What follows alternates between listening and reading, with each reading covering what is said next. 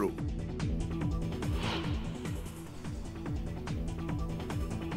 शिक्षक आणि पदवीधर मतदारसंघ निवडणूक मतमोजणीला काही क्षणात सुरुवात।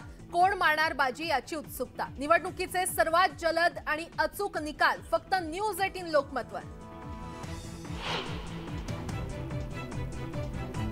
बाळासाहेबांच्या शिवसेनेची आज नंदनवन बंगल्यावर महत्त्वाची बैठक। आमदार, जिल्हाप्रमुख आणि पदाधिकारी बैठकीला राहणार उपस्थित।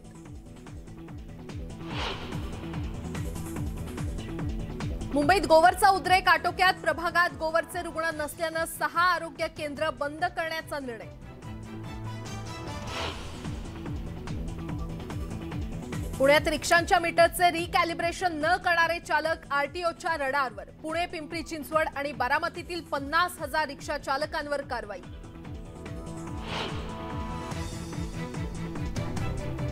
अदानी एंटरप्राइजेसने 20,000 कोटींचा एफपीओ घेतला मागे। गुंतवणूकदारांना पैसे देणार परत। शेअर बाजारातील चढ उतारामुळे एफपीओ मागे घेत असल्याचं कंपनीने केलं स्पष्ट।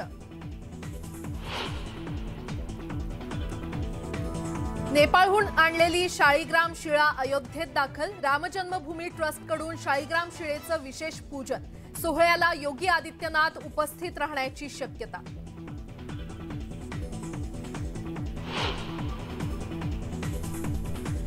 आणि लंडनमध्ये वाढत्या महागाई विरोधात नागरिक आक्रमक। 5 लाख नागरिकांची रस्त्यावर उतरत सरकार विरोधात घोषणाबाजी।